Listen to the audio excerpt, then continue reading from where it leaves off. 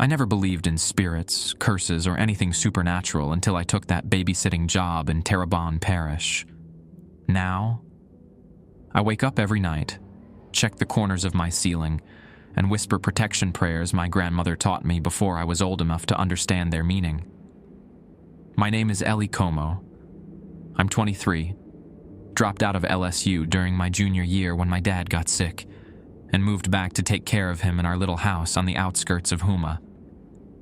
After he passed, I stayed, working odd jobs to keep his home, our home. The bayou has a way of keeping its children close. Money got tight last winter.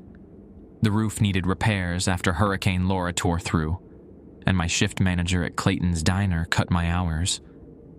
When I saw the babysitting ad posted on the bulletin board outside Robichaud's grocery, night sitter needed, excellent pay, references required. It seemed like the universe was finally throwing me a bone. The ad had one of those tear-off phone number strips at the bottom. Only one remained. I took it as a sign and called that evening from my porch swing, swatting mosquitoes and watching the sun sink low behind the cypress trees. A woman answered on the second ring. Her voice was honey-sweet but oddly formal, like someone trying hard to sound pleasant. She introduced herself as Madeline Thibodeau and explained she needed someone to watch her twin boys, ages 4, 3 nights a week, while she worked the night shift at St. Catherine's Hospital. "The pay is $300 per night," she said, making me nearly drop my phone into the glass of sweet tea balanced on my knee. That was more than I made in a week at the diner. "There are some special requirements," she continued. "My boys are particular about their routines." I assured her I was flexible and good with children. We arranged for me to come by the next afternoon to see the place and meet the twins. She gave me directions to a house deep in Cocodrie, about 40 minutes from town, out where the road narrows and the marsh starts to reclaim the land. As I hung up, a crawfish boat puttered down the bayou behind my house, its motor breaking the evening quiet. A feeling settled over me. Not quite dread, not quite excitement. Something in between. Something that whispered both opportunity and caution. I didn't know then that the Thibodeau twins weren't like other children. I didn't know about the rules. I didn't know about the scratching sounds in the walls, or why the mirrors needed to be covered after midnight. I didn't know that some jobs come with a price that has nothing to do with money. But I know now. And I'm writing this down as a warning, because what happened in that house on the edge of the swamp changed me. It taught me that there are places in this world where the veil between the living and something else grows thin. Places where rules aren't just important. They're the only thing standing between you and whatever waits on the other side. This is the story of the 7 nights I spent with the Thibodeau twins, and the rules that kept me alive. The Thibodeau house appeared in my headlights like something from an old photograph, a weathered Victorian with a wraparound porch, set back from the road behind a row of live oaks draped with Spanish moss. Their massive trunks twisted upward, branches stretching over the slate roof like arthritic fingers. The paint might have been yellow once, now faded to the color of weak tea. I parked my dad's old truck beside a pristine white Lexus that looked bizarrely out of place against the rural backdrop. The humid September air clung to my skin as I grabbed my notebook and stepped out. The gravel crunched beneath my feet as I approached the steps. Wind chimes made from what looked like bleached animal bones dangled from the porch rafters, creating whispers in the breeze. Before I could knock, the door swung open. Madeline Thibodeau stood before me, tall and composed in blue scrubs, her dark hair pulled into a perfect bun. She appeared younger than I expected, maybe early 30s, with sharp cheekbones and eyes the color of strong coffee. "Ellie?" Right on time. Her smile didn't reach her eyes. "Please, come in." I stepped into a foyer that smelled of lemon polish and something else. Herbs, maybe, or incense. Family photos lined the walls, but something about them caught my attention. None showed the twins' faces clearly. They were always turned away, blurred or in shadow. "The boys are in the playroom. I'll show you around first," Madeline said, leading me through the house. The interior was unexpectedly modern, renovated kitchen with marble countertops, new hardwood floors, but certain elements seemed preserved from another century. A wooden telephone nook in the hallway, stained glass transoms above the doors, and heavy velvet drapes in deep burgundy. "My great-grandmother built this place in 1897, Madeline explained, noting my interest. "It's been in our family ever since. The boys are the 5th generation to live here." She showed me the kitchen, living room, bathroom, and finally stopped outside a closed door. "This is my room. It stays locked while I'm gone. Emergency key is taped inside the cabinet above the refrigerator." We continued to the back of the house where she paused before another door. "Here are some things you should know," she said, her voice dropping. "The boys go to bed at 8. They must be in separate beds, though they'll try to convince you otherwise. Their medication is pre-measured in the kitchen. The blue cup is for Marcel, green for Louis. They take it at 7:30, not a minute before or after." I nodded, jotting notes. "The most important thing," she continued, "is that they stay in their room after bedtime. The door must remain closed until morning. If you hear them talking after lights out, ignore it. If you hear crying, ignore it. If they call for you," she hesitated, "don't answer unless they call 3 times in succession." My pen paused. That's an unusual rule. Her eyes flickered to the door. "The boys play games, imagination games. Sometimes they pretend to be each other, or something else. 3 calls means it's urgent. Anything else is just them testing boundaries." She handed me a sealed envelope. "These are the rest of the rules. Read them after you meet the boys when I'm explaining their bedtime routine." When she opened the playroom door, the mood shifted instantly. 2 identical boys with copper curls looked up from a train set. They wore matching blue overalls, their faces dusted with freckles, eyes green as bottle glass. "Boys, this is Miss Ellie. She's going to watch you sometimes when Mama works." The twins studied me with an intense focus, unusual for 4-year-olds. Finally, one smiled, a sweet, dimpled grin, and waved. "I'm Marcel," he said, then pointed to his brother. "That's Louis. He doesn't talk much." Louis remained expressionless, his gaze unwavering. "It's nice to meet you both," I said, nearing to their level. "I like your train set." Marcel nodded enthusiastically. "We're building a track to the other side." "The other side of what?" I asked. "Just the other side," he replied, his smile fading momentarily. "You'll see. Mama says you're staying with us on special nights." Madeline's hand squeezed my shoulder. "Let's go over the evening routine while they play." In the kitchen, she walked me through their dinner preferences, bath time, and bedtime stories. All fairly standard, yet delivered with unusual precision. She seemed to relax slightly when I took notes and asked appropriate questions. "My shift starts at 7. I'll need you here by 6:30 on your nights, Tuesdays, Fridays, and Sundays. I return around 5 in the morning." I calculated the hours against the pay. Almost $50 an hour. My suspicion must have shown. "The pay reflects certain challenges," she said carefully. "The location is remote. The hours are difficult. And the rules must be followed exactly." She tapped the envelope I'd tucked into my notebook. "Read these tonight. If you have any questions or decide this isn't for you, call me tomorrow. If I don't hear from you, I'll expect you Friday." As I prepared to leave, Louis appeared in the hallway, watching silently. Madeline ushered him back to the playroom with a gentle but firm hand on his shoulder. At the door, she paused. "One last thing, Ellie. There's no cell service out here, and the landline only works for local calls. If there's an emergency, the nearest neighbor is the Bergeron family, about 2 miles south." I nodded, wondering what constituted an emergency in her mind. Driving away, I glanced in my rearview mirror.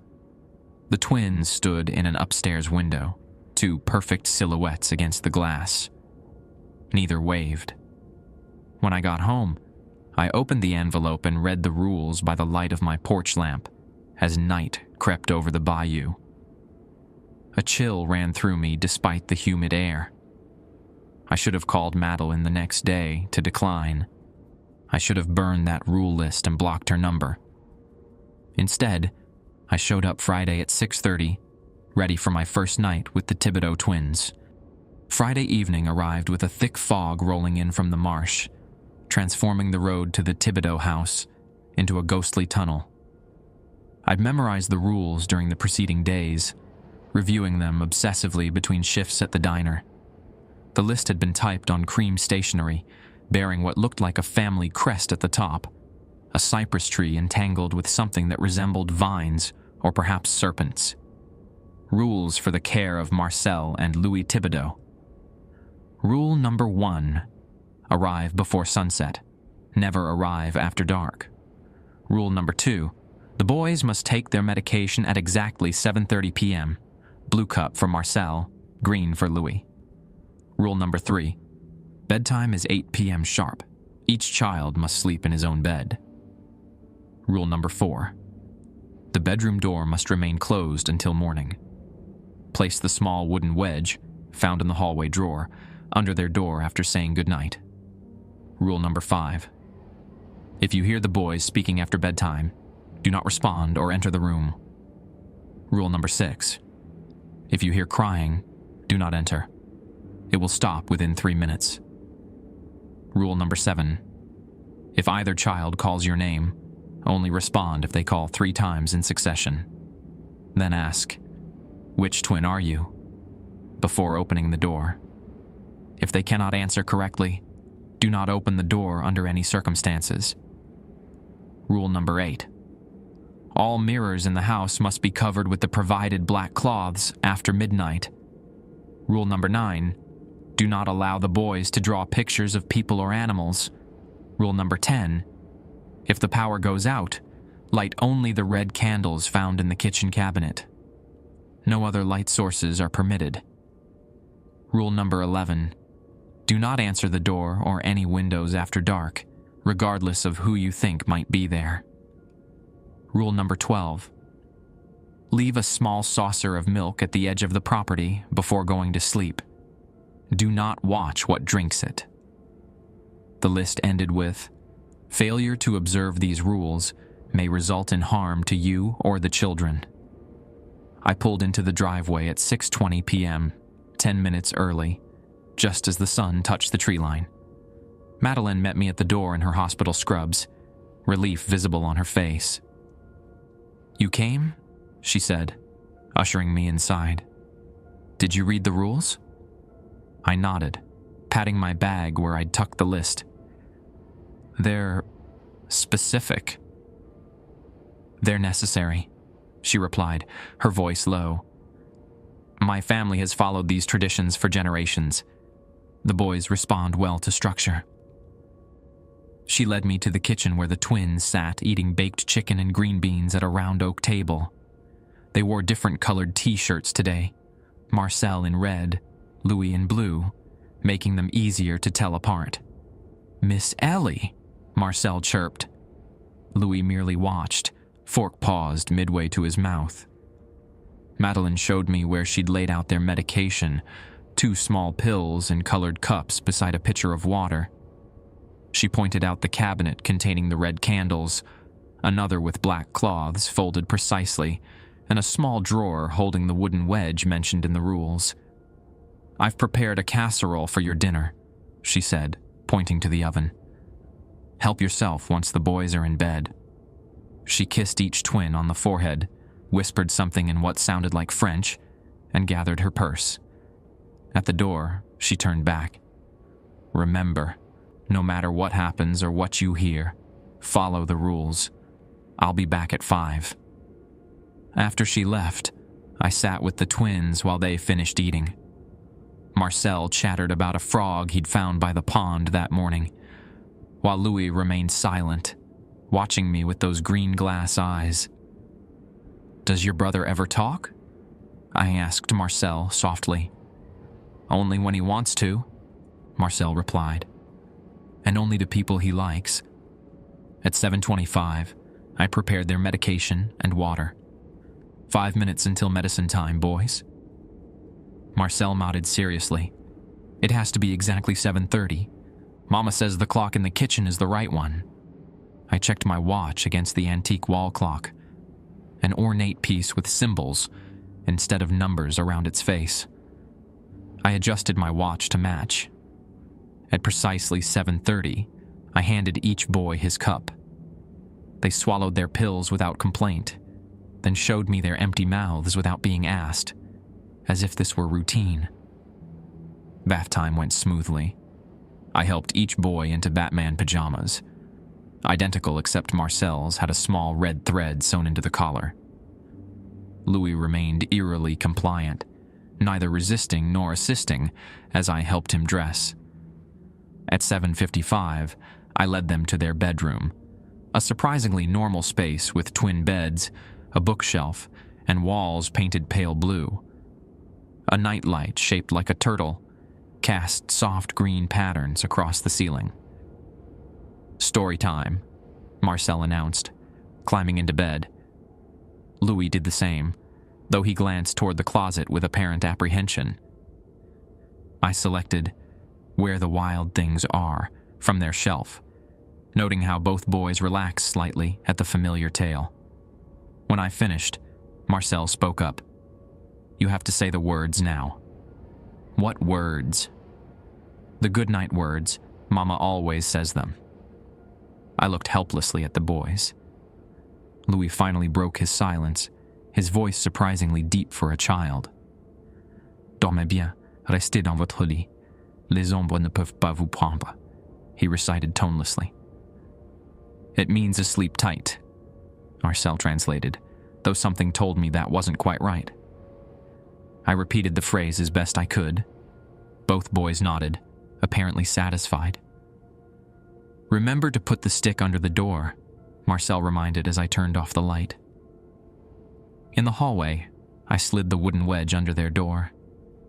It fit perfectly into a groove, worn into the hardwood, as if it had been placed there countless times over many years. The house felt different with the boys asleep, larger somehow and preternaturally quiet. I heated the casserole and ate alone at the kitchen table, the silence broken only by the ticking of the strange clock. At 10:47, I heard it. A soft laugh from the twins' room, then whispers, too faint to make out words. I tensed, remembering Rule 5. If you hear the boys speaking after bedtime, do not respond or enter the room. The whispers continued for several minutes, occasionally rising in volume before fading again. Once, I clearly heard Marcel say, "She doesn't know yet." A response came in what I thought was Louis's voice, though it sounded oddly distorted. At 11:30, the whispers stopped. The silence that followed felt expectant, as if the house itself were holding its breath. I tried watching TV in the living room, but couldn't focus. Every creak of the old house set my nerves on edge. Instead, I explored the ground floor, familiarizing myself with the layout. In a small study off the main hallway, I found bookshelves filled with leather-bound volumes, many with French titles. One shelf held what appeared to be journals, each labeled with a year spanning back to the 1920s. Curiosity got the better of me. I pulled out one labeled 1973, and opened to a random page. The handwriting was cramped, but legible. April 17th. The twins have begun speaking to each other in that language again. Maria refuses to enter their room now. I've increased their dosage, as Father suggested. The scratching in the walls has lessened. I slipped the journal back, unsettled.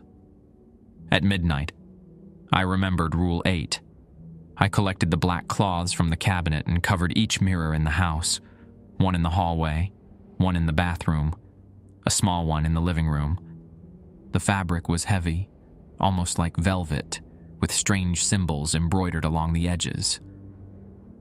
At 12:43, I heard crying from the twins' room, soft at first, then building to heart-wrenching sobs.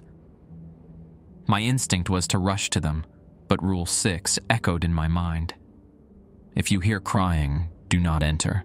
It will stop within 3 minutes.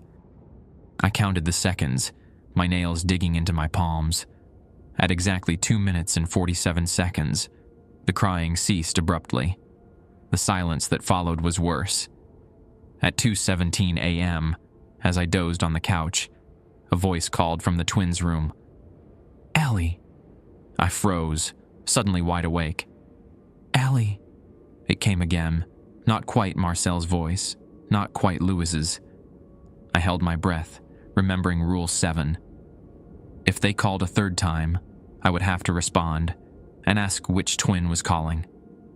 But the third call never came. Instead, a new sound emerged, a soft scratching from within the walls, like tiny claws on wood.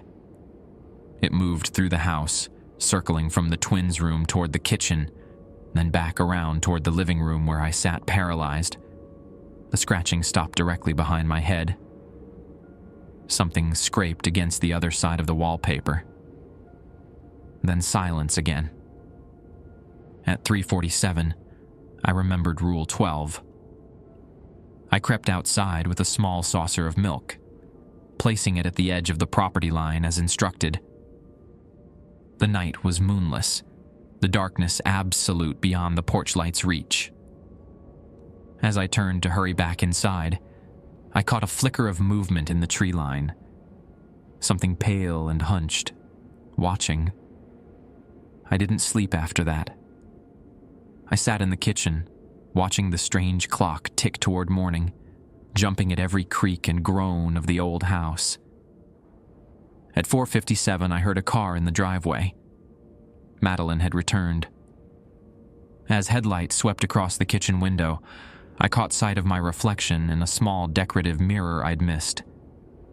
It showed my face, pale with fatigue, but behind me stood a third figure, smaller than me, its features blurred and wrong. I whirled around. Nothing was there. When Madeline entered, she looked me over carefully. "How did it go?" "Fine," I lied, voice steady despite my racing heart. "They went to bed on time. No problems." She nodded, seeming to relax. "Did you follow all the rules?" "Yes," I said, then hesitated, though I think I missed covering one small mirror in the kitchen. Her face tightened. "Which one?" I pointed to the decorative mirror. She moved to it swiftly, covering it with a cloth she pulled from her pocket. "It doesn't matter now," she said, though her voice suggested otherwise. "The sun will be up soon." As I gathered my things to leave, she handed me an envelope with my payment. "Will you come back Tuesday?" Any sane person would have refused, but the money was in my hand, and some strange curiosity had taken root in me. About the twins, the rules, the history that clung to this house like the Spanish moss on its oaks. "Yes," I said. "I'll be back." On the drive home, a gray dawn breaking over the bayou, I couldn't shake the feeling that I'd failed some test. Or perhaps I'd passed one that would lead to something worse. Saturday morning, I awoke with a start, convinced someone was standing at the foot of my bed. The room was empty, of course, just sunlight filtering through thin curtains and the distant sound of fishing boats on the bayou. My payment envelope sat on the nightstand.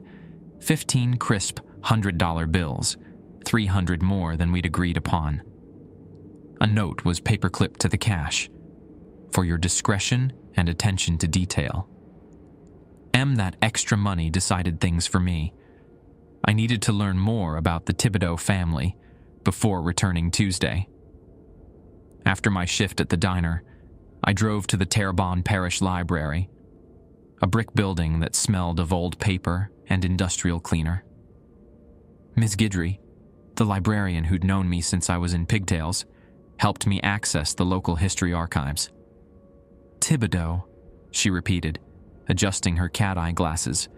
Old family, very old. They've been in Cocodrie since before it was called that. Why the interest? I'm babysitting for them, I explained. Twins named Marcel and Louis. Her hand paused over the keyboard.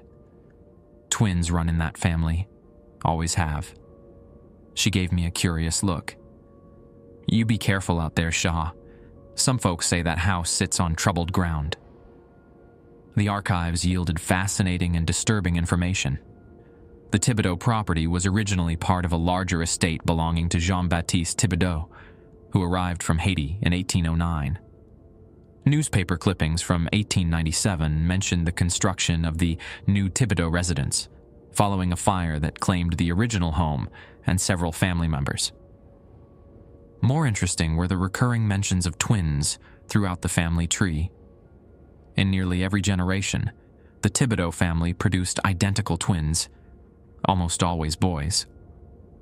Several photographs showed pairs of children with the same solemn expressions as Marcel and Louis. A yellowed clipping from 1943 got my attention. Local tragedy. Thibodeau twins drown in marsh. The community mourns as search parties recover the bodies of Etienne and Émile Thibodeau, age 6, who wandered from their home during Tuesday's storm. The boys were found floating face down in shallow water, reportedly holding hands even in death. They are survived by their mother, Josephine Thibodeau, who was under doctor's care for nervous exhaustion at the time of the incident. Another article from 1967 described a mysterious incident at the Thibodeau house that resulted in the death of a young woman, a babysitter named Clara Robichaud. Details were scant, attributing her death to misadventure in the marsh. My research was interrupted when Ms. Guidry touched my shoulder. Library's closing in 5 minutes, Cher, she said, then leaned closer. You find what you need? I'm not sure, I admitted. She glanced around to ensure we were alone, then whispered, My grandmère used to clean for the Thibodeau family back in the 60s. She quit after what happened to that Robichaud girl. Said there was something not right with those twins, the ones from that generation. Said they spoke in voices that weren't their own. A chill crawled up my spine. Did she say anything else? Ms. Guidry pressed her lips together. Only that the family practices old ways, very old, mixing Catholic saints with something else, something they brought from the islands. She squeezed my arm. Be careful what you eat or drink in that house, Shaw. Sunday passed in anxious anticipation. I considered calling Madeline to quit, but the money sitting in my dresser drawer kept me from reaching for the phone. Instead, I visited my grandmother's sister, Tante Marie, who lived in a small house near the edge of the Mandalay Wildlife Refuge. Tante Marie welcomed me with coffee and beignets, her wrinkled face lighting up at my visit. When I casually mentioned the Thibodeau family, her smile faltered. Why are you asking about them people? She demanded, stirring more sugar into her coffee. I'm watching their twins a few nights a week, I admitted. She muttered something under her breath and made the sign of the cross. Those people trade with the other side, she said. Always have. The price they pay for their good fortune is in their blood. What do you mean? Twins in every generation, she said. But not natural twins. One real child, one something else. That's why they need the rules, the protections. She grasped my hand, her fingers surprisingly strong. You follow whatever rules they give you. You hear? To the letter. I left Tante Marie's with a small cloth bag of herbs she insisted I carry in my pocket for protection. And more questions than answers. Tuesday evening arrived too quickly. I pulled up to the Thibodeau house at 6:25, the setting sun casting amber light across the weathered facade. The bone wind chimes clattered in the breeze as I approached the porch. Madeline answered my knock wearing the same blue scrubs. "Thank you for coming back," she said, relief evident in her voice. "The boys have been asking for you." Inside, Marcel ran to greet me with a hug that seemed genuinely affectionate. Louis remained seated at the kitchen table, coloring with crayons. I noticed he was drawing abstract patterns, geometric shapes in red and black, nothing resembling people or animals as prohibited by the rules. While Madeline gathered her things, I sat beside Louis. "That's beautiful," I said, pointing to his drawing. "What is it?" He didn't look up. "It's a door," he said softly. "Not all doors look like doors." Marcel peered over his brother's shoulder.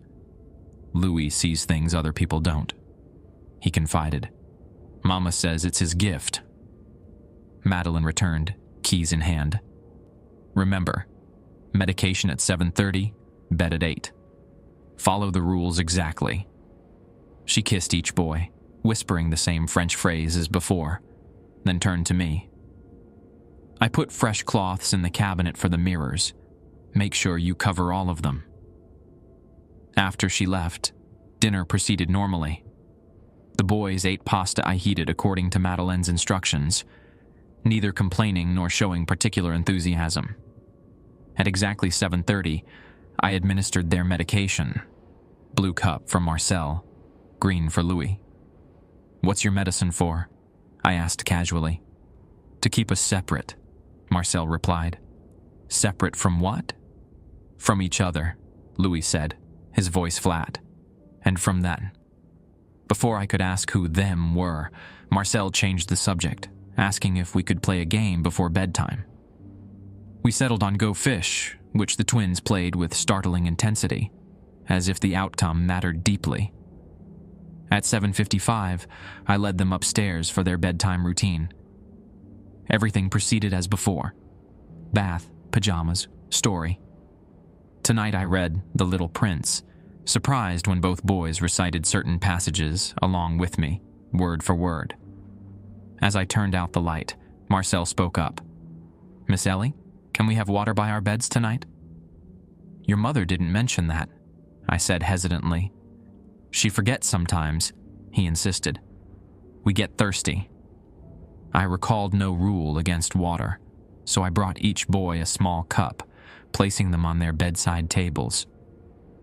"Thank you," Louis said, the first unprompted words he'd spoken to me. "You're kinder than the others." "What others?" I asked. "The ones who didn't follow the rules," Marcel replied. "They're gone now." I closed their door with shaky hands, sliding the wooden wedge underneath.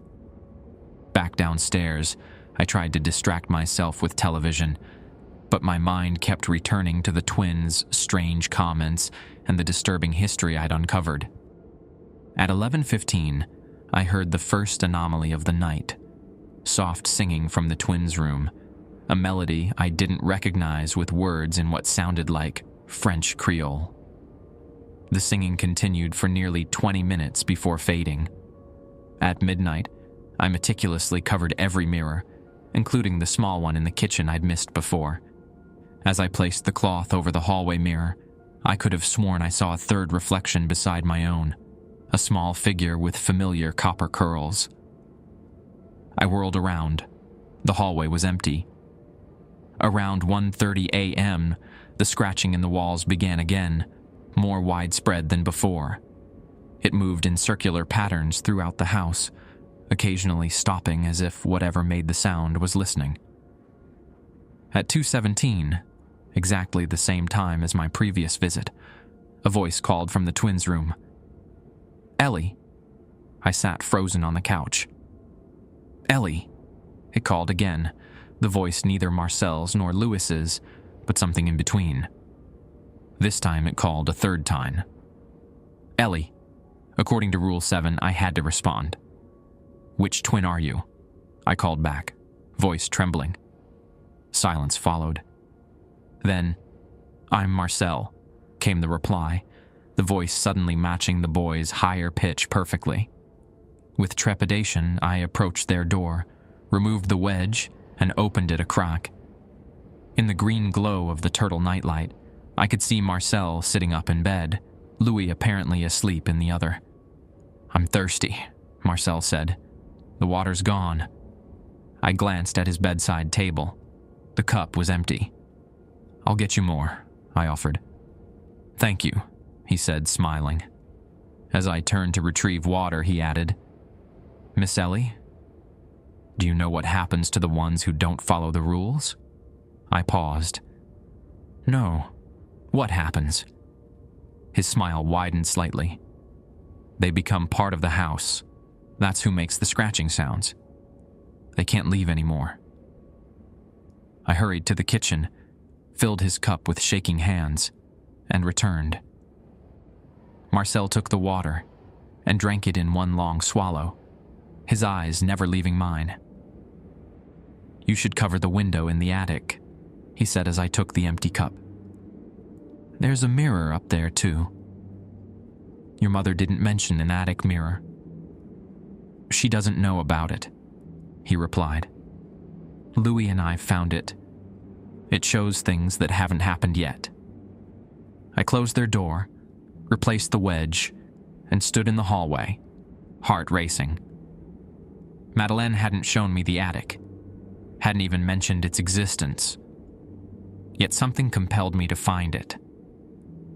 A narrow door at the end of the upstairs hallway opened to reveal a steep staircase.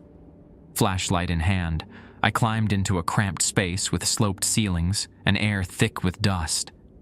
Boxes and old furniture created shadowy shapes in the beam of my light. In the far corner stood an antique vanity with a tarnished mirror.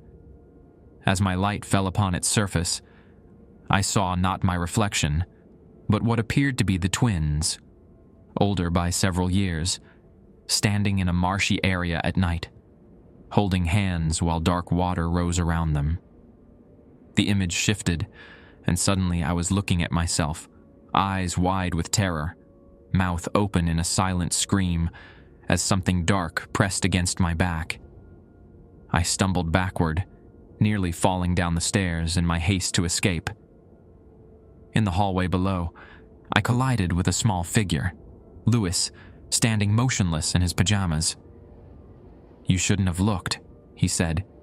"Now it knows your face." "What knows my face?" I demanded, struggling to keep my voice steady. "The thing between us," he replied. "The thing that's neither Marcel nor Louis. The thing that wants to be both." He turned and walked back to his bedroom without another word, slipping inside before I could process what had happened. I spent the remainder of the night huddled on the living room couch, the black cloth from the hallway mirror clutched in my hand.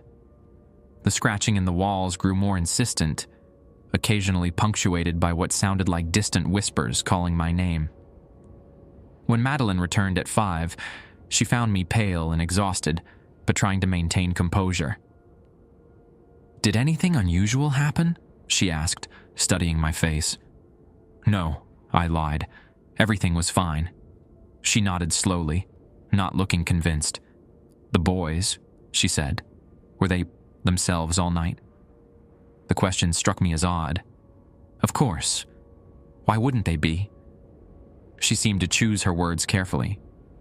Sometimes they can seem different, especially Louis. It's part of his condition. "What condition is that exactly?" I asked. "A type of dissociative disorder," she said dismissively. "It's why they need their medication." She handed me my payment, another envelope with $1,500 bills. "Will you come Friday?" Despite everything I'd seen and learned, I heard myself agreeing. The money was too good to pass up, and some morbid curiosity had taken hold of me. A need to understand what was happening in this house, with these children. As I drove away, fatigue finally catching up to me, I glanced back at the house.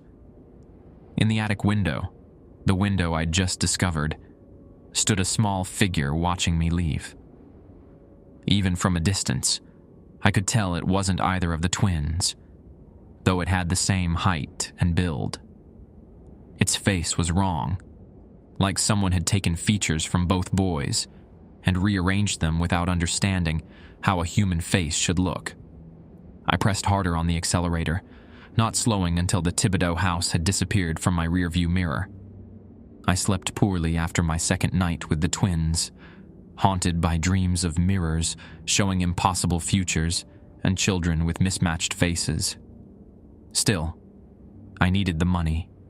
The roof repair had started, and the contractor required another payment by Monday.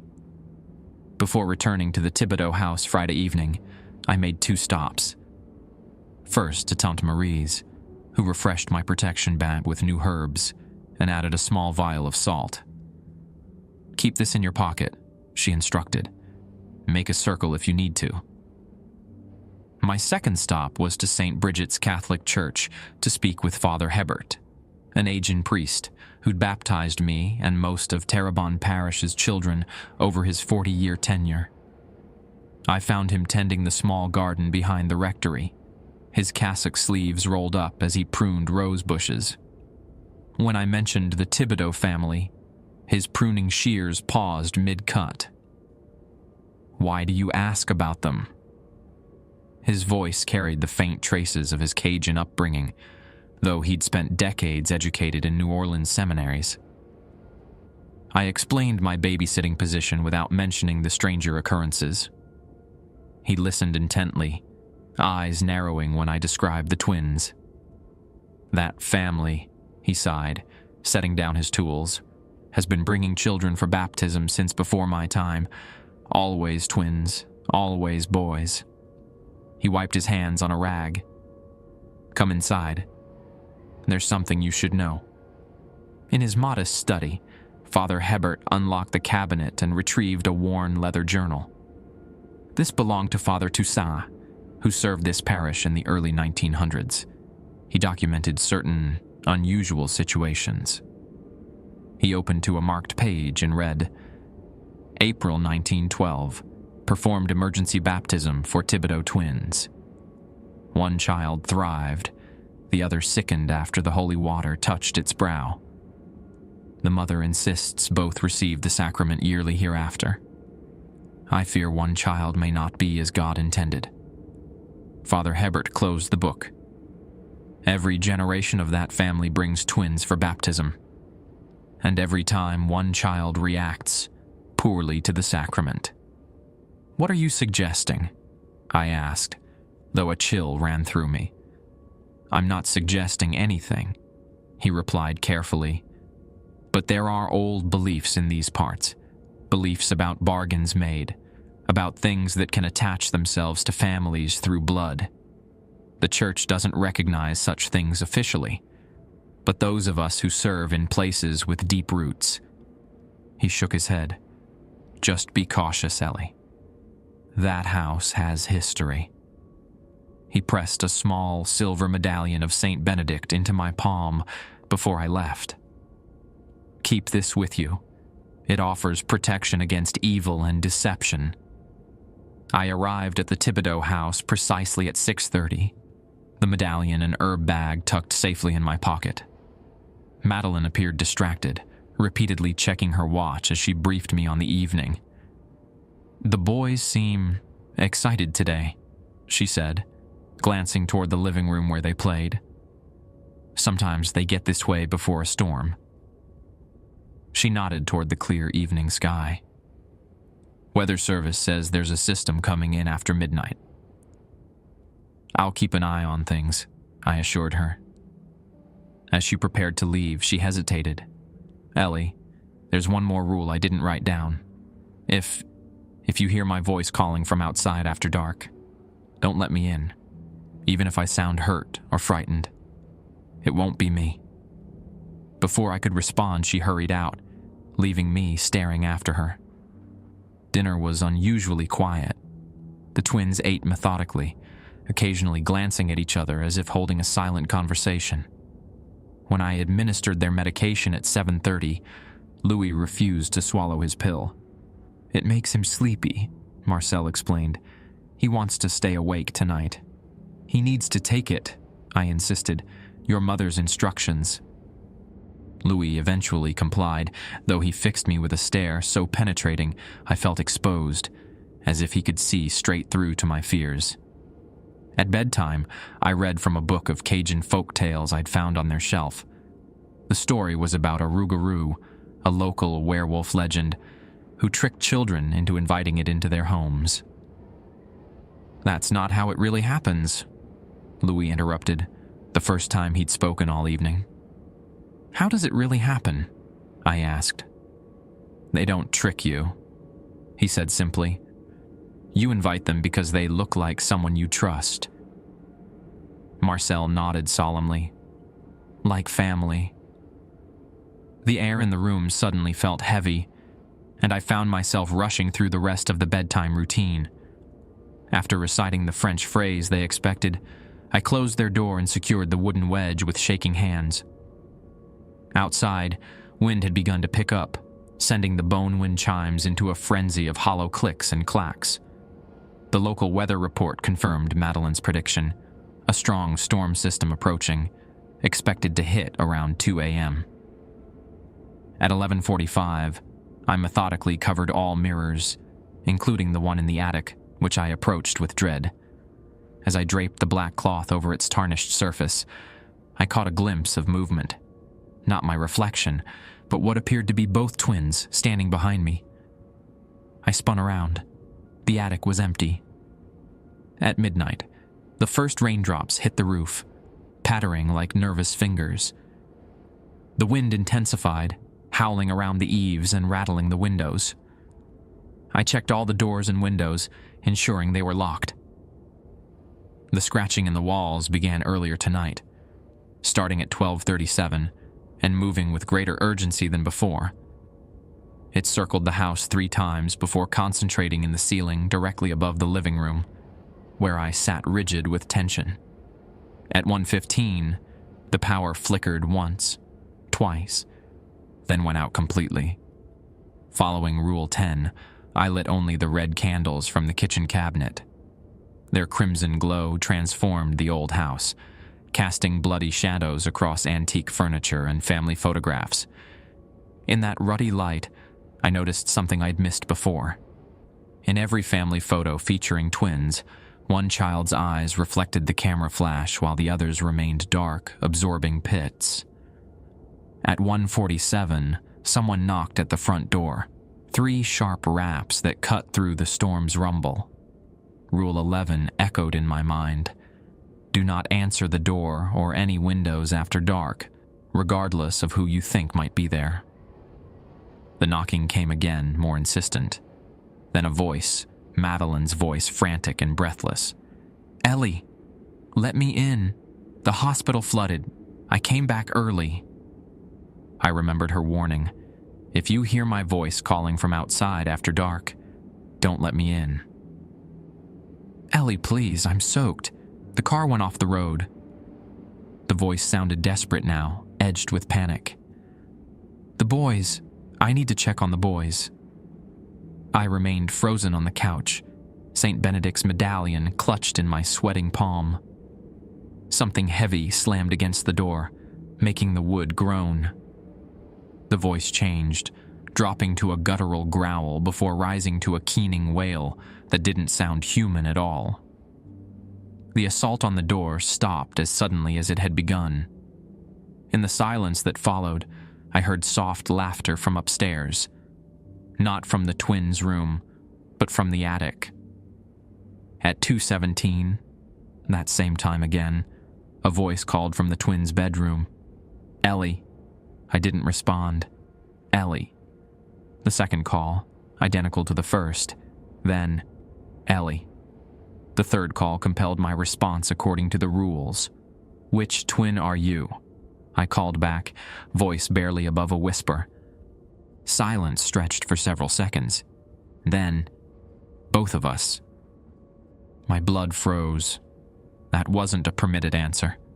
Rule 7 was clear. They must identify as either Marcel or Louis. "You have to tell me which twin you are," I insisted, throat dry with fear. "We are both," the voice replied, somehow overlapping with itself, two children speaking in perfect unison.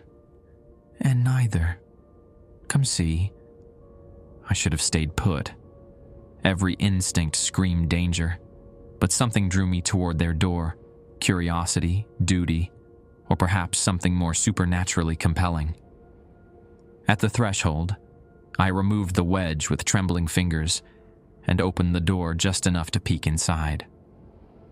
In the glow of the turtle nightlight, I saw both beds were empty. The twins stood in the center of the room, holding hands. Their pajamas appeared soaked, though there was no water on the floor, their copper hair plastered to their skulls. Most disturbing, I couldn't tell which was Marcel and which was Louis. Their features seemed to shift and blend as I watched, like clay being remolded by invisible hands. "She didn't give Louis his medicine," one said, or perhaps both spoke together. "She only pretended." "What do you mean?" I asked, door still only partly open. "Our mother," they replied in unison. "She knows tonight is special. Tonight we can become what we're meant to be." A clap of thunder shook the house, and the turtle nightlight flickered out. In the momentary darkness, I heard movement, quick, light footsteps crossing the room. When lightning illuminated the space seconds later, the twins stood directly before me, their faces inches from mine. One pair of eyes reflected green in the flash. The other pair remained black and empty. "The rules weren't to protect us," they whispered, their voices overlapping in a way that made my ears hurt. "They were to protect you from us." I stumbled backward, slamming the door shut. Without the wedge, it wouldn't stay closed. I fled downstairs, grabbing my bag and keys, intent on leaving despite the storm, despite Rule 11. As I reached for the front door, a small hand grabbed my wrist. I looked down to see Louis, or was it Marcel? His grip surprisingly strong. "You can't leave," he said calmly. "Not until morning. That's the most important rule." "Where's your brother?" I demanded. The boy smiled, an expression that didn't reach his eyes. "He's here too. We're both here now." From upstairs came a splashing sound, like someone wading through water where no water should be. Slow, deliberate footsteps began descending the stairs. I wrenched my arm free and ran to the kitchen, frantically searching drawers until I found what I needed. Salt. Remembering Tante Marie's advice, I poured a circle around myself as the footsteps reached the bottom of the stairs. Through the kitchen doorway, I could see a small figure standing in the hallway. Child-sized, but wrong somehow, its proportions subtly distorted. Water pooled at its feet, though the roof wasn't leaking. "You can't stay in there forever," it said, its voice neither Marcel's nor Louis's, but something older, deeper. "The sun won't rise for hours." Lightning flashed again, illuminating its face. A grotesque blend of both twins, features sliding and reforming as if unable to settle on a final form. As the thunder faded, I heard the sound of a car in the driveway. Headlights swept across the windows. A door slammed, followed by running footsteps on the porch. Keys rattled in the lock, and Madeline burst in, drenched from the storm. Her eyes widened at the scene before her, me huddled in a salt circle, her son, or something wearing her son's shape, standing in a puddle of water in the hallway. "It's happening again," she whispered, then louder. "Louis!" Marcel, to me, Now. The figure in the hallway turned toward her, its movements jerky and unnatural. "They're together now," it said in that terrible blended voice. "Like they're supposed to be." Madeline began to recite something in rapid French. Not the gentle bedtime phrase, but something that sounded ancient and powerful. She pulled a small vial from her pocket and flung its contents at the child thing. It screamed, a sound like metal grinding against glass, and fled up the stairs. "Stay in your circle," Madeline commanded me. "Whatever happens, don't break it. I have to separate them before it's too late." She rushed upstairs after the thing, leaving me alone in my protective ring, listening to crashes and screams that no human child could make. From my salt circle in the kitchen, I listened to the chaos unfolding upstairs. Madeline's voice chanting in French, punctuated by crashes and inhuman shrieks. The storm intensified, rain lashing against the windows as if trying to break through, wind howling through the eaves like a living thing in pain. 10 minutes passed. 20. The sounds above grew more desperate. I wanted to flee, but the thing upstairs blocked my escape route. And something told me that the storm outside wasn't simply weather, that whatever prowled beyond the walls was far worse than what lurked within them. A tremendous crash from above, then silence. Footsteps descended the stairs, not the unnatural gait of the merged twins, but Madeline's familiar tread. She appeared in the doorway, hair wild, a cut bleeding above her eye. In her arms, she carried an unconscious child. "The circle protected you," she said, nodding at my salt barrier. "Good. We need to get them separated again before dawn." "Them?" I gestured to the single child in her arms. Louis, I thought, though it was hard to be certain. "This is Louis," she confirmed. "Marcel is contained for now, but not for long." She laid Louis gently on the kitchen table and turned to the cabinets, pulling out jars of herbs, small bottles, and what looked like a small animal skull. With practiced movements, she assembled a mortar and pestle and began grinding ingredients. "I need your help," she said without looking up. "The separation ritual requires a third person, someone who's witnessed them in their merged state, but isn't bloodkin." I remained in my circle. "What exactly is happening here? What's wrong with your sons?" Madeline's hands paused briefly before resuming their work. "Only one is my son," she said softly. "Louis. The other came with him." "Came with him? Like a twin?"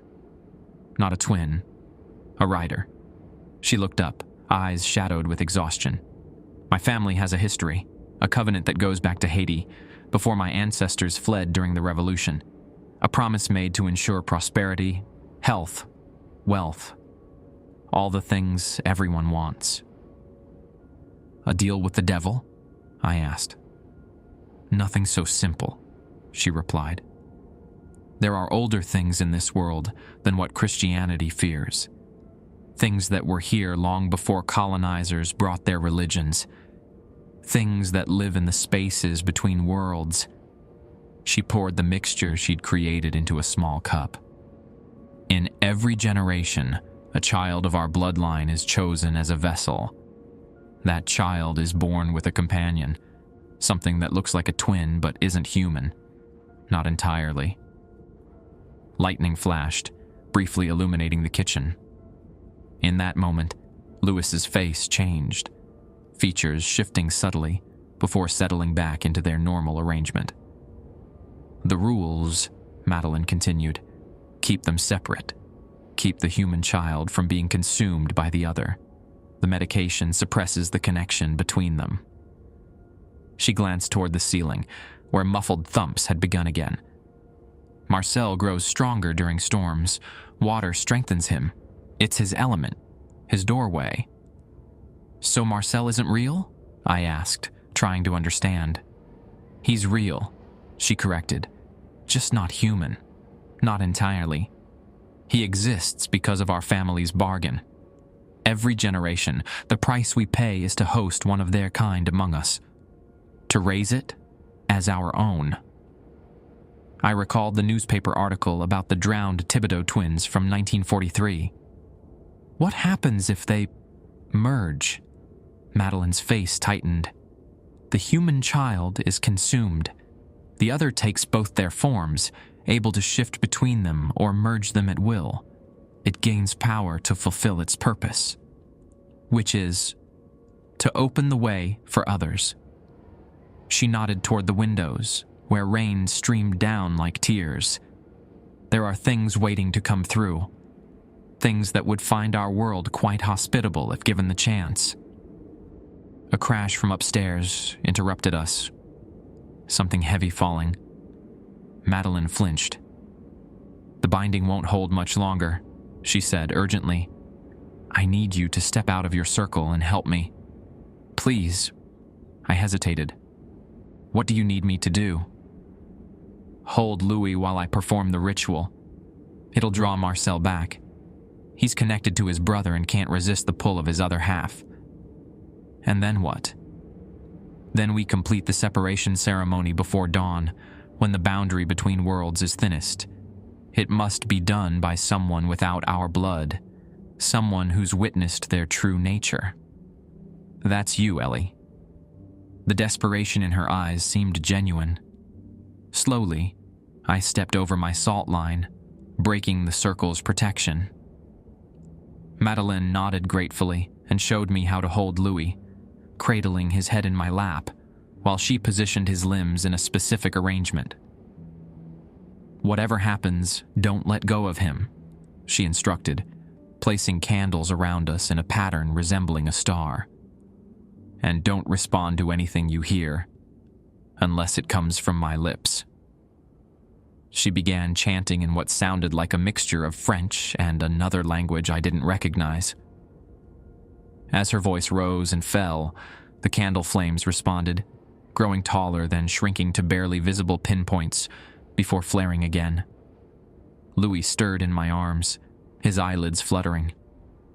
A tremor ran through his small body, intensifying until he was shaking violently.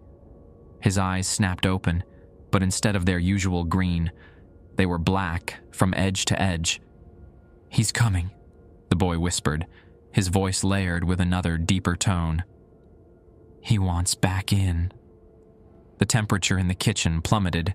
My breath clouded before my face as Madeleine's chanting intensified. The candle flames turned from red to an eerie blue-white. A sound like rushing water filled the room, though nothing was visibly flowing. The kitchen cabinets began to rattle, doors opening and slamming shut in rhythm with Madeleine's words. "Don't let go," she commanded when she saw my grip loosening from fear. "No matter what you see or hear." Footsteps sounded on the stairs, slow, wet slaps against the wood. Something was coming down from the attic where Madeleine had contained it. A small figure appeared in the doorway. Marcel, or what looked like him. His pajamas dripped with water that steamed slightly in the cold air. His face kept shifting, features flowing like wax, sometimes resembling Louis perfectly, before morphing into something else entirely. "Mother," it said, its voice echoing as if speaking from underwater. "You can't keep separating us. We're meant to be together." "You are not my son," Madeleine responded, not breaking her ritual. "You have no claim to him." The thing wearing Marcel's shape smiled. "Too wide, too many teeth visible. I've been with him since before birth. I know him better than you ever will." It turned its attention to me. "Ask her about the others, Ellie. The ones before Louis and me. Ask her what happened to them." Madeleine's chanting grew louder, more urgent. The candle flames stretched toward the ceiling. "She drowns them," the creature continued, taking a step into the kitchen. Where its feet touched, the floor darkened with moisture. "When the binding fails, when we become what we're meant to be, she drowns us and starts again. New pregnancy, new vessel, new me, over and over. "Don't listen," Madeline hissed between phrases of her chant. "It twists the truth." "Why do you think there are so many stories about Thibodeau twins drowning in the marsh?" the thing asked, its voice almost gentle now. "So many tragic accidents across the generations? She kills her own children when they become inconvenient." Louis convulsed in my arms, back arching impossibly. His eyes rolled back, showing only whites. "Let him go, Ellie," the creature urged. "Let us become whole. We're stronger together. We can protect you. We can show you wonders beyond your imagination." Against my will, I found myself loosening my grip. Something about its voice resonated within me, promising answers to questions I hadn't even formed yet. Madeline saw what was happening. Without breaking her chant, she reached into her pocket and flung something at the creature. Salt or some herb, I couldn't tell which. It screamed, flesh sizzling where the substance touched. "Bind with blood, separate with fire," Madeline intoned, switching to English. "Ellie, the knife on the counter. I need you to make a small cut on Louis's palm, just enough for blood." I hesitated, looking down at the unconscious boy. "Choose, Ellie," the creature said, recovering from the attack. "She's using you to perpetuate a cycle of suffering. Every generation, children like us are torn apart. It's cruel, unnatural." Madeline reached for my hand. "The deal can't be broken, only managed. If they merge completely, Louis dies, his soul consumed. Marcel alone will remain, wearing both their faces, opening the way for things that would destroy everything you love." My hand closed around the small silver knife on the counter. "If you help her," the creature warned, "you become part of this. The burden will touch you too." I pressed the blade against Louis's palm, drawing a thin line of blood. The boy gasped in his unconscious state, eyes flying open. His normal green eyes, frightened and confused. "Marcel?" he called, seeing his brother's form in the doorway. The creature's face softened momentarily, genuine emotion flickering across its features. "Louis," it whispered. For an instant it looked fully like Marcel, the otherworldly presence receding. Madeline seized the moment of weakness. She snatched the knife from my hand, pricked her own palm, and pressed it against her son's bleeding wound. "Blood to blood, mine to mine," she recited. "What is foreign must depart. What is kindred must remain." The creature screamed, a sound that shattered 2 of the kitchen windows. Wind and rain swept into the room, extinguishing several candles. The remaining flames burned higher, changing from blue-white to a deep purple. "Now, Ellie," Madeline commanded. "Take his blood on your finger and mark the other's forehead. You've witnessed their nature. You can separate them." The creature backed away, but some force held it in place. The ritual Madeline had begun, creating invisible boundaries it couldn't cross. I dipped my finger in the small pool of blood that had formed on Louis's palm. Moving cautiously toward the thing that looked like Marcel, I raised my hand. "Please," it begged, suddenly sounding like a frightened child. "I don't want to go back to the darkness. I just want to be real." My hand faltered. "It's lying," Madeline insisted. "It has never been human, never will be. It mimics emotions it doesn't feel." "I've been with him always," the creature said, eyes filling with tears that ran down its face, sizzling slightly against its skin. "Since the womb, we shared everything. Why must we be apart?" In its distress, its form wavered, revealing glimpses of something underneath, something comprised of darkness and water, with too many limbs arranged in impossible configurations. Steeling myself, I pressed my bloodied finger to its forehead, drawing the symbol Madeline had shown me, a spiral ending in a forked line. The effect was immediate and horrifying. The creature convulsed, its form rippling as if viewed through disturbed water. It screamed, the sound starting as Marcel's childish voice before deepening, multiplying into a chorus of inhuman wails. Its body began to separate, literally pulling apart into two distinct forms. One remained Marcel, collapsing to the floor, small and frail. The other reared up, briefly visible in its true form, a writhing mass of dark water shaped vaguely like a child, but with elongated limbs and a face composed of rippling emptiness. Madeline threw the contents of another vial at the inhuman shape. "Return to your vessel, bound and contained." The watery form struggled, tendrils reaching toward Louis, who was now awake and shaking with fear in my arms. Then, like smoke being sucked into a bottle, the entity collapsed in on itself, flowing toward Marcel's unconscious form and disappearing into him. Marcel's body jerked once, then stilled.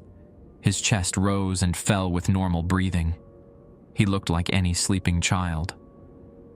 Madeline sagged against the counter, exhaustion etched into her face.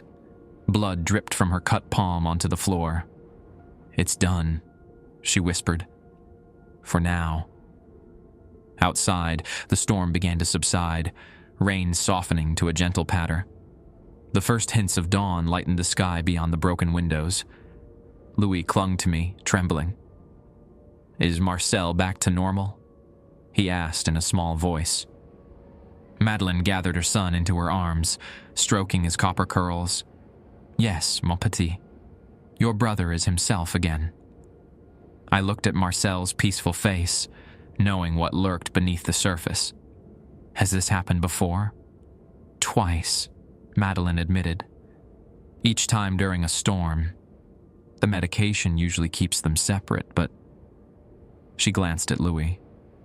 "Sometimes he doesn't take it. He misses his brother, his real brother, not the thing that shares his face."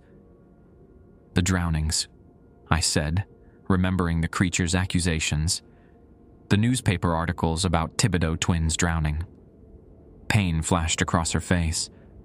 "Not all separations are successful. Sometimes when they've been merged too long, there's no going back. In those cases, our family has had to make terrible choices." "You've killed children," I whispered, horror rising in my throat. "We've released them," she corrected gently. "When the human child is consumed completely, when there's nothing left to save, the body must be returned to water. It's the only way to break the connection temporarily, to start fresh with the next generation." She gathered Marcel into her arms, cradling both boys against her chest. "I won't let that happen to my sons. No matter how many times I have to separate them, no matter what it costs me." Dawn broke fully, golden light streaming through the broken windows. The house felt different now, quieter. The oppressive atmosphere lifted. "You should go," Madeline said. "Get some rest.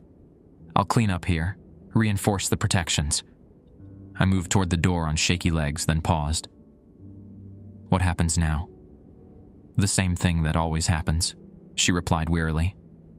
"I keep them apart. I follow the rules. I pray it's enough." She met my eyes. "Will you come back Sunday night?" I should have said no. Should have walked away from the Thibodeau house and never returned. Instead, I found myself nodding. "They need you," Madeline said softly. "Now that you've participated in the separation, you're connected to them. The ritual is stronger with you present." As I drove away, the rising sun illuminated the Thibodeau house behind me. In an upstairs window, two small figures stood watching my departure. Two perfect silhouettes, hands pressed against the glass, indistinguishable from each other in the morning light. Saturday and Sunday passed in a fog of exhaustion and dread. I should have quit. Any rational person would have. But two things kept me tied to the Thibodeau house. The money, which I desperately needed, and a growing sense of responsibility toward Louis, the human child caught in an inhuman bargain. I spent Saturday at the Terrebonne Parish Historical Society, housed in a converted Victorian in downtown Houma. The elderly volunteers seemed surprised by my interest in the Thibodeau family, but directed me to their archives without question. The family's history stretched back to Saint-Domingue, modern-day Haiti, where Jean-Baptiste Thibodeau had been a plantation owner before the Revolution. Records indicated he fled to Louisiana in 1804 with his wife, Marie Claire, their infant son, and considerable wealth, despite the hasty departure that had ruined many of his contemporaries.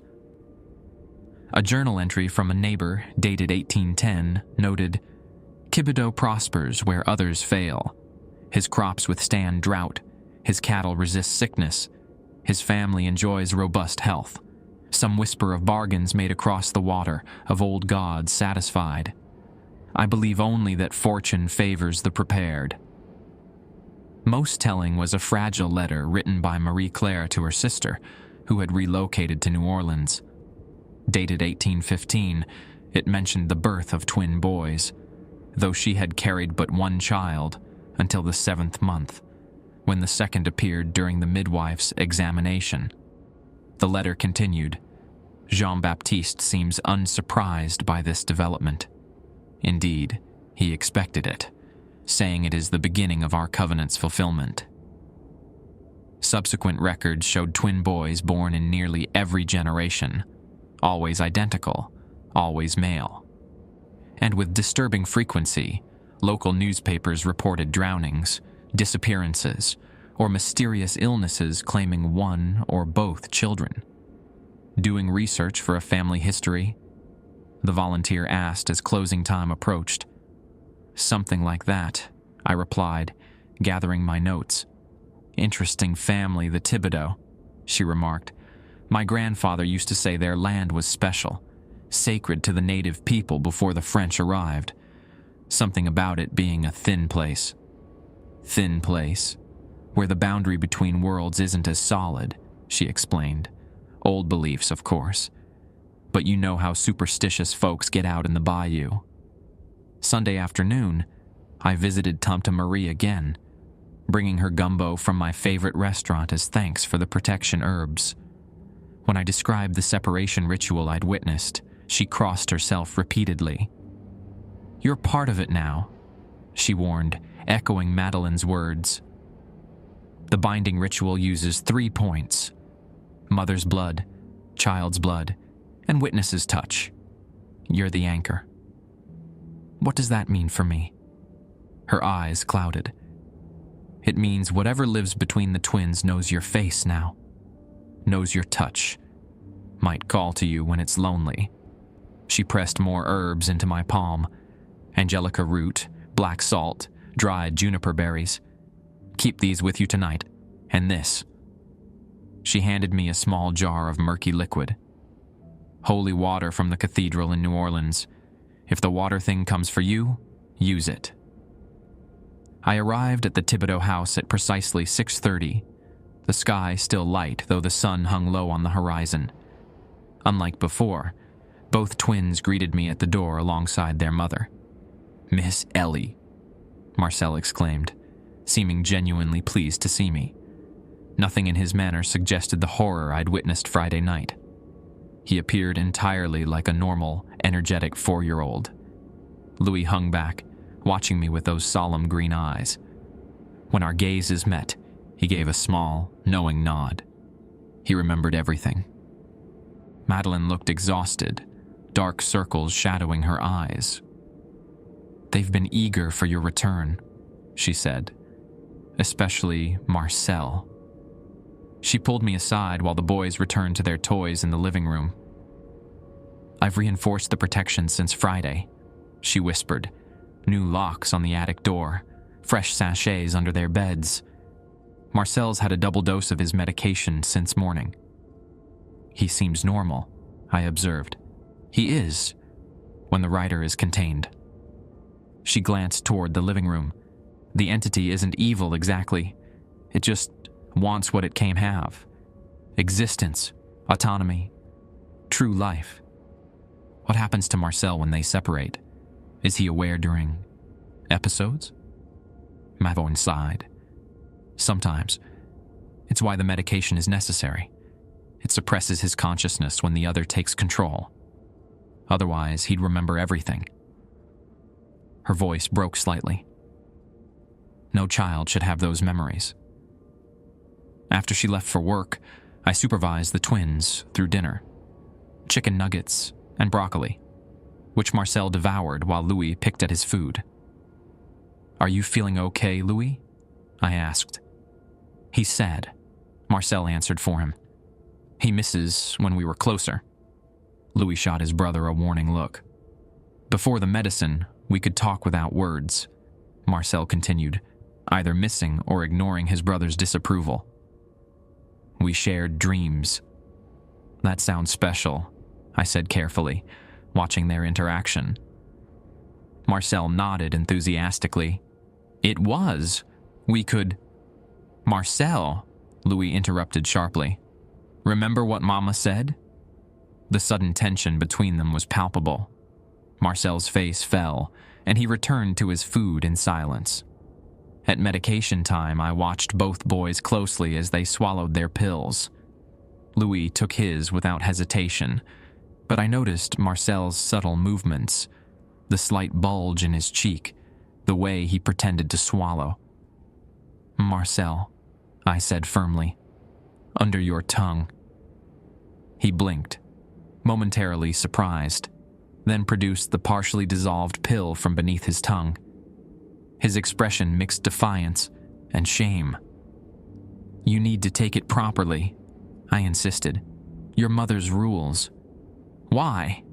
he challenged, an edge entering his voice that sounded too mature for a 4-year-old. "What do you think will happen if I don't?" "I know what will happen," I replied evenly. "And so do you." Something flickered in his eyes, a momentary darkness, like watching a shadow pass behind green glass. Then it was gone, and he was just a pouting child again. He swallowed the pill properly this time, showing me his empty mouth. Bedtime proceeded without incident. I read them a story about a friendly swamp monster who helped lost children find their way home. As I recited the French phrase Madeleine had taught me, I noticed Louis mouthing different words, something I couldn't catch. After securing their door with the wooden wedge, I performed my now familiar routine, checking locks, covering mirrors at midnight, placing the saucer of milk at the property line. The night was calm, stars visible through gaps in the cypress branches overhead. Back inside, I explored more of the house, drawn to the small study with its leather-bound journals. I selected one from 1967, the year of Clara Robichaud's death. The handwriting belonged to someone named Josephine Thibodeau, apparently Madeleine's grandmother. March 15th, 1967. The new girl seems suitable. Young, but responsible. The boys have taken to her, perhaps too much. Thomas shows concerning attachment. I've increased his dosage. March 20th, 1967. Clara found the hidden passageway today. Claimed she heard crying from behind the wall and investigated. She asked too many questions about the water stains, about the marks on the floor.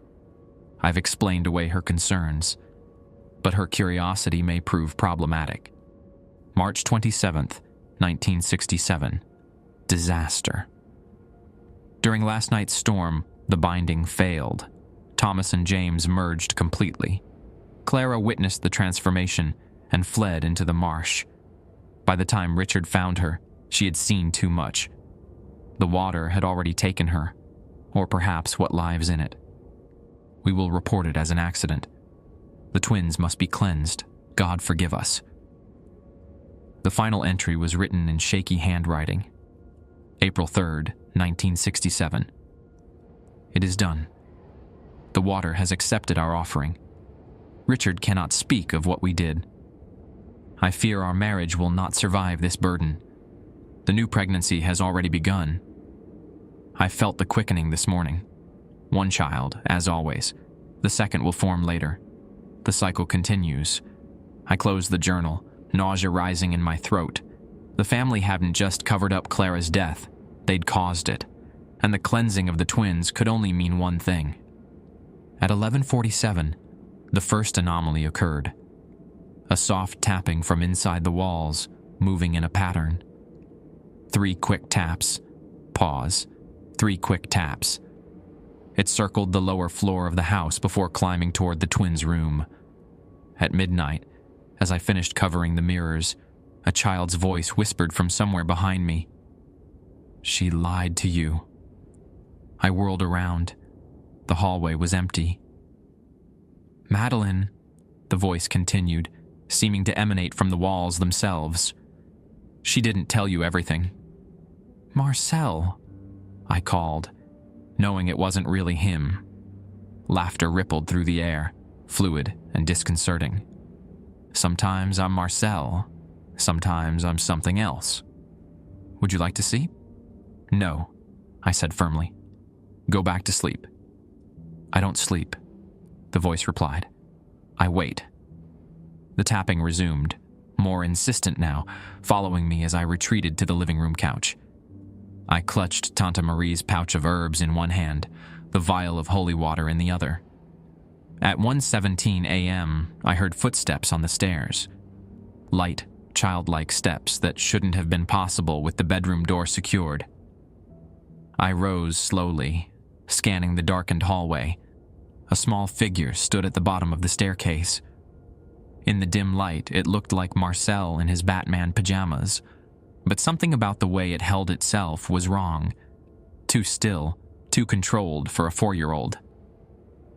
"How did you get out?" I demanded. "There are spaces between spaces in this house," it replied, Marcel's voice overlaid with something deeper. Passages built into the walls. The original owner knew the importance of hidden pathways. It took a step toward me. Louis didn't take his medicine tonight either. He pretended, just like I did. My blood ran cold. "You're lying." "Check for yourself," it suggested. "The wooden wedge doesn't matter if there are other ways out of the room."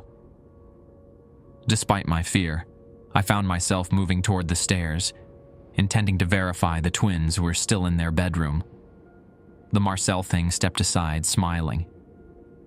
Halfway up the stairs, I heard rustling from the twins' room, then a soft cry that was unmistakably Louis's voice.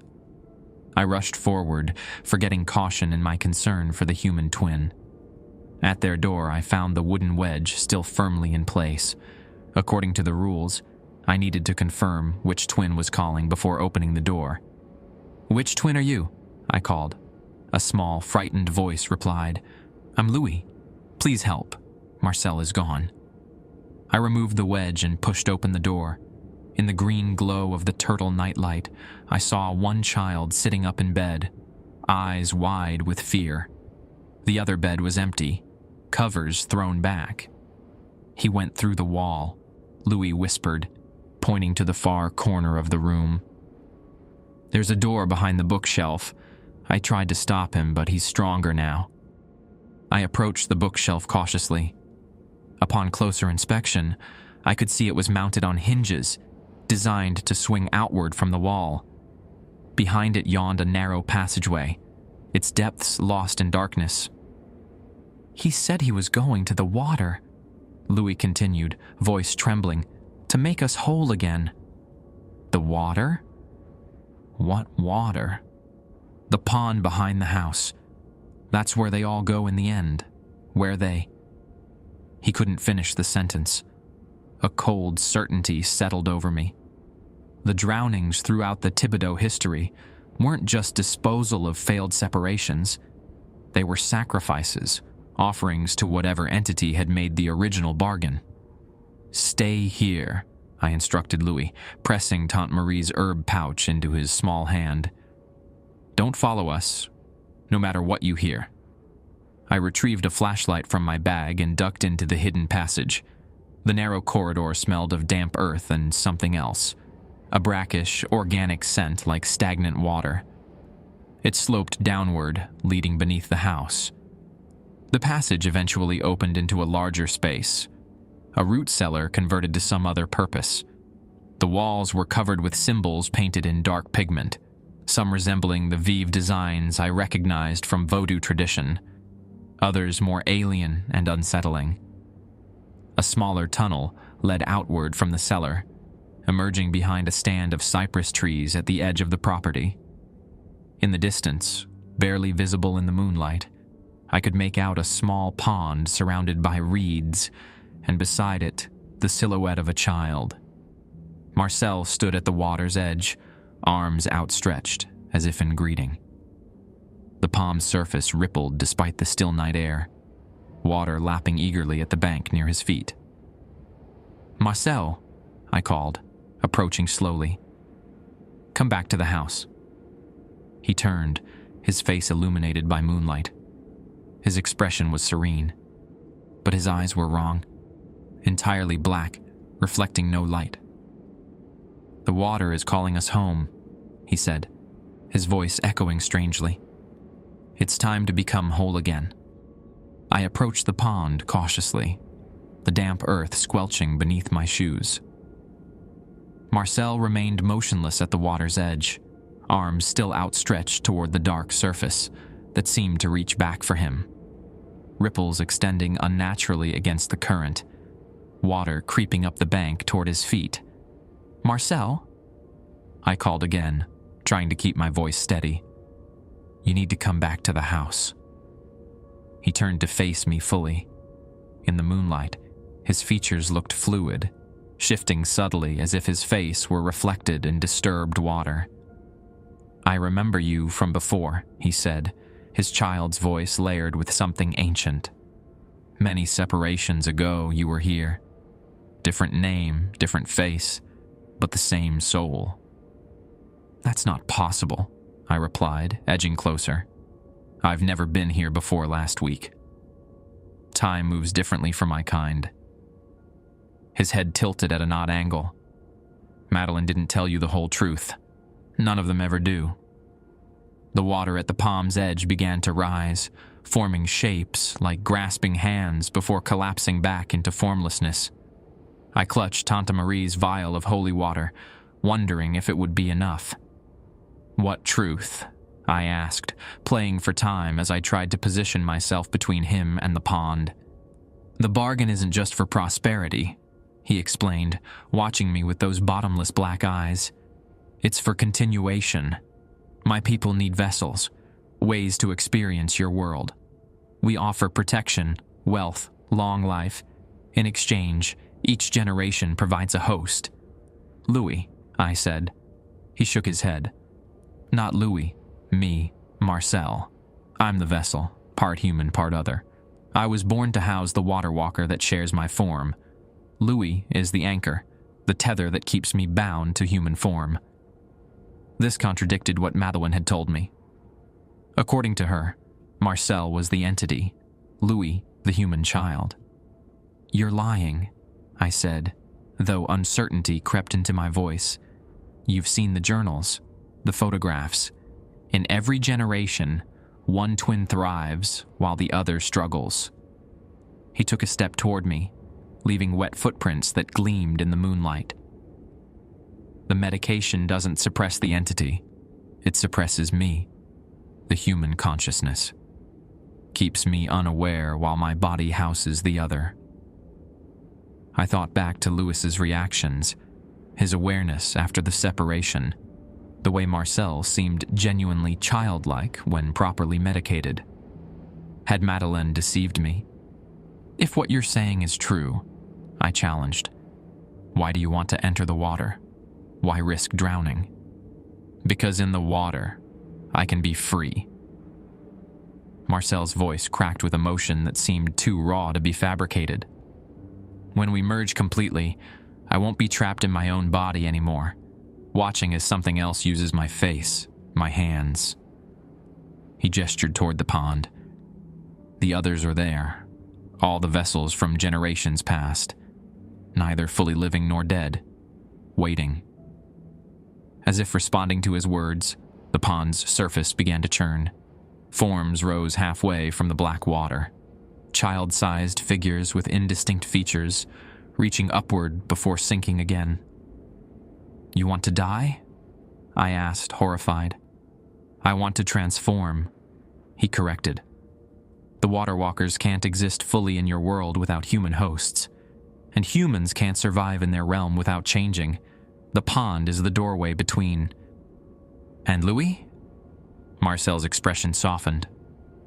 "Louis is my twin, my anchor. If he joins us, the door opens wider. More can come through." I took another step closer. "And that's what this has always been about? Opening a door?" He nodded solemnly. "The first Thibodeau made a bargain in Haiti centuries ago. Safe passage to Louisiana, wealth, protection, in exchange for providing vessels each generation. But the water walkers were patient. They had greater ambitions. The missing pieces of the puzzle clicked into place. The drownings weren't just failed separations or sacrifices. They were transformations, conversions of human children into something else. And each time, the boundary between worlds grew thinner. "Marcel," I said gently, "if what you're saying is true, then you know Louis doesn't want this. He's frightened." Something flickered across Marcel's face, a moment of recognizable humanity. "He doesn't understand yet.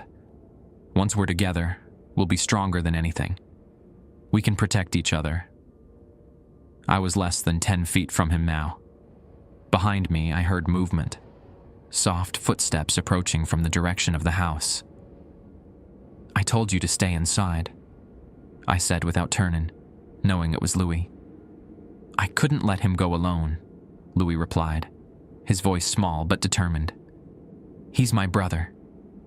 Marcel's expression brightened. "Louis, you came." He extended his hand. "Together, like we promised." Louis stepped up beside me, clutching Tante Marie's herb pouch. To my shock, he reached out toward his twin. "No!" I grabbed his arm, pulling him back. "You don't understand," Louis said, looking up at me with tear-filled eyes. "Marcel's telling the truth. Mama's been lying to you." From the direction of the house came the sound of a car engine. Headlights swept across the property as a vehicle came speeding down the long driveway. Madeline had returned early. "She knows," Marcel whispered, suddenly fearful. "She can sense when the separation is failing." The pond's surface churned more violently. The water shapes rose higher, becoming more distinct. Child-sized figures composed entirely of dark water, their features vaguely human, but wrong, like artists' sketches left out in the rain. "It's now or never," Marcel said urgently. "The others are waiting. Once we join them, she can't separate us anymore." Car doors slammed in the distance. Madeline's voice called out, frantic. I made a split-second decision, uncapping Tante Marie's vial of holy water. "I'm sorry, Marcel. I can't let you do this." As I moved to splash him with the consecrated liquid, Louis darted forward, knocking the vial from my hand. It fell to the ground, contents soaking harmlessly into the earth.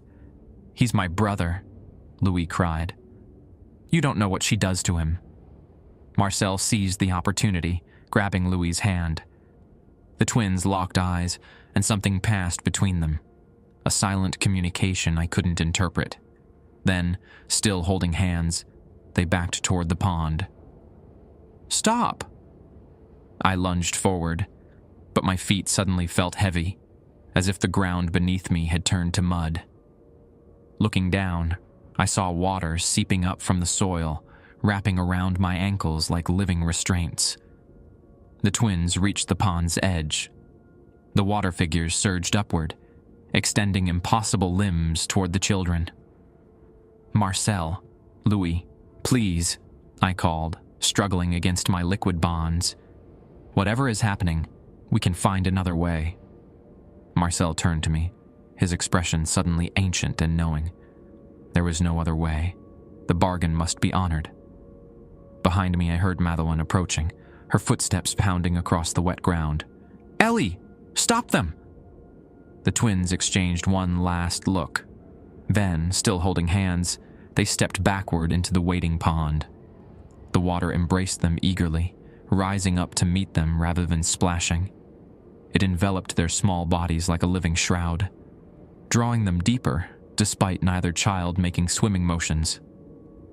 I broke free from the watery restraints and plunged into the pond after them. The water was shockingly cold, and deeper than the small pool should have been. It closed over my head as I dove, searching desperately for the twins. Beneath the surface was another world entirely. The palm seemed to extend downward infinitely, moonlight filtering through the water in impossible ways. Suspended in the depths were dozens of child-sized figures, not drowning, but floating in a strange tableau, their expressions peaceful, their forms rippling between human and something other. Among them, Marcel and Louis drifted downward, still holding hands, their copper hair floating around their faces like halos. As I swam toward them, Marcel's eyes opened, entirely black but somehow warm, recognizing me. His free hand extended toward me, not in fear but in invitation. I reached for them, fingers brushing against Marcel's. In that moment of contact, visions flooded my mind. Memories that weren't mine, glimpses of other worlds where water behaved like air and gravity pulled sideways, where beings composed of liquid light moved through endless underwater cities. A voice that was both Marcel's and not spoke directly into my thoughts. This is the truth of the bargain. This is what we become. My lungs screamed for air, but something held me in place. The same force that kept the twins suspended. Through the pain of oxygen deprivation, I saw Marcel and Louis begin to change. Their separate forms grew less distinct, edges blurring, bodies seeming to flow into each other. From above, a violent disturbance. Madeline had entered the water. Unlike me, she moved through it with purpose and precision, as if the crushing depth and cold meant nothing. In her hand gleamed a silver knife with strange symbols etched into its blade. She reached the twins before I could, grabbing Louis's ankle with one hand while bringing the knife down with the other. Not to stab, but to sever the connection between the brothers. The blade sliced through the water between their clasped hands. The effect was immediate and catastrophic. The peaceful underwater world convulsed. The floating figures twisted in silent agony. Marcel's body arched backward, mouth open in a scream that released bubbles of air rather than sound. Louis went limp in his mother's grasp. Madeleine kicked upward, dragging her unconscious son toward the surface, leaving Marcel behind. I couldn't breathe. My vision darkened at the edges, yet I couldn't abandon Marcel, who reached for me with renewed desperation. "Please," his voice spoke in my mind. "Don't leave me here alone." With the last of my strength, I grabbed his small hand. Together we kicked toward the surface, fighting against the strange current that tried to pull us back down. We broke through to air and gasping life. Madeline stood at the pond's edge, Louis unconscious in her arms, her expression a mixture of relief and fury. "Get away from him!" she shouted as I half-dragged, half-carried Marcel to shore. "He's not stable." Marcel clung to me, shivering violently. His eyes, when he looked up at me, alternated between normal green and depthless black, his features rippling as if still underwater. "What have you done?" Madeline demanded, backing away. The separation knife was the only thing keeping him controlled. "You lied to me," I gasped, still fighting for breath. "About everything. I told you what you needed to know." She clutched Louis protectively. The full truth is too much for outsiders. Marcel's body began to change more dramatically now. Limbs elongating, fingers webbing slightly, skin taking on a translucent quality that revealed shadowy movement beneath. "He's transforming," Madeline whispered in horror. "The binding is broken." "You can't separate us anymore," Marcel said, his voice once again layered with something older and deeper. "The knife is gone." Indeed, the silver blade was nowhere to be seen, presumably lost in the impossible depths of the pond. "What happens now?" I asked, still holding the changing child who trembled against me. "Now," Marcel replied, a strange smile crossing his fluid features, "we finish what began generations ago." Louis stirred in his mother's arms, eyes fluttering open. When he saw his brother, he reached out a small hand. "Marcel," Madeleine pulled him back. "Don't touch him. He's not your brother anymore." "He's always been my brother," Louis insisted, "even when the water walker wears his face."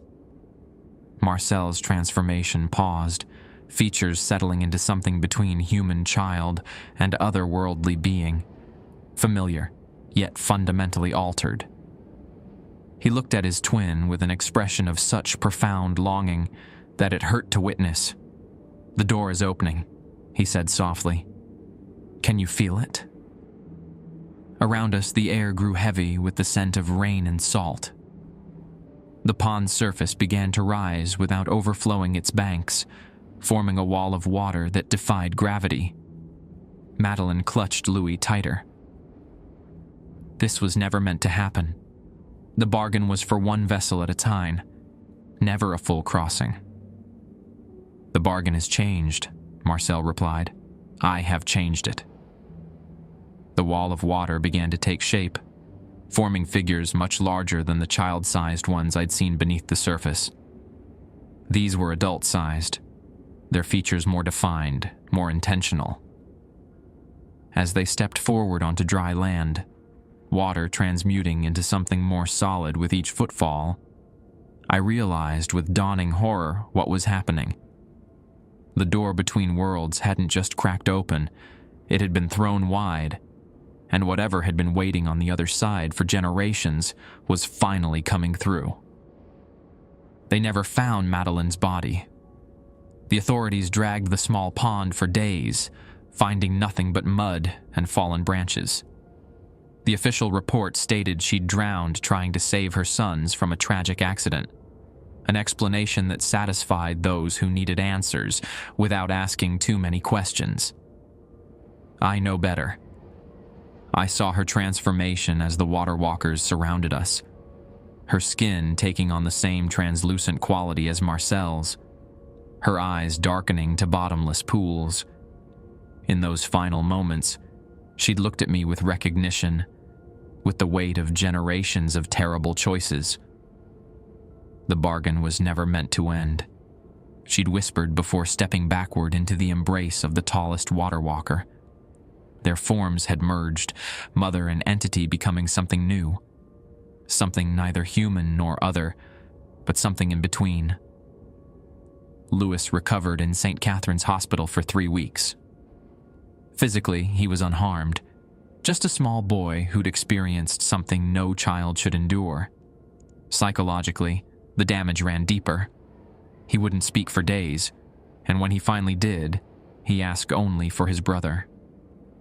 The state placed him with his maternal aunt in Baton Rouge, a woman who claimed no knowledge of the Thibodeau family traditions.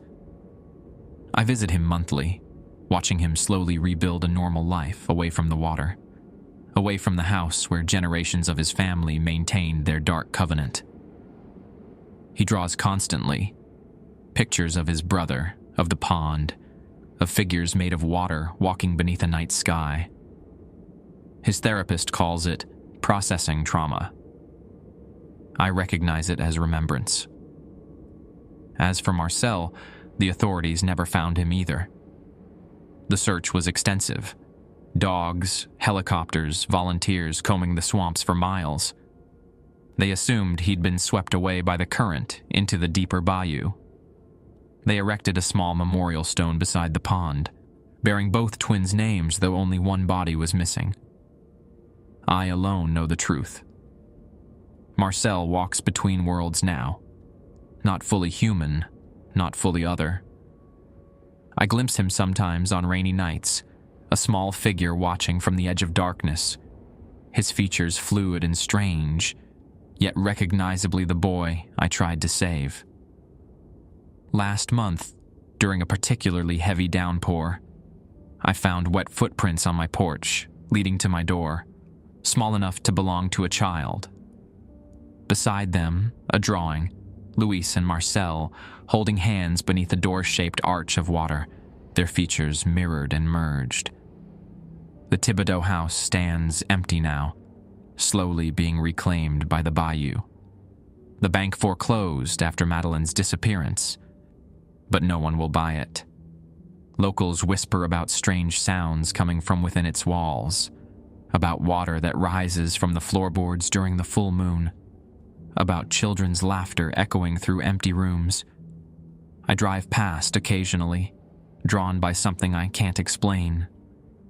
The bone wind chimes still hang from the porch rafters, clicking hollowly in the breeze, though no one maintains them.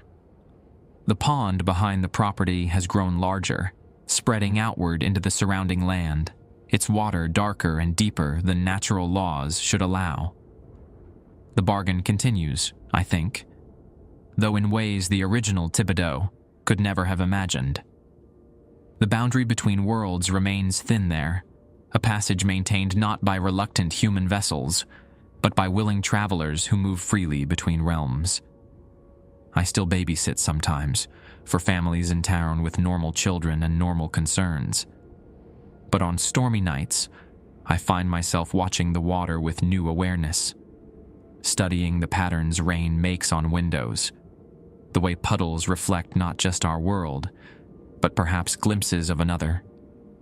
And sometimes, I swear I hear Marcel's voice in the falling rain, calling my name 3 times,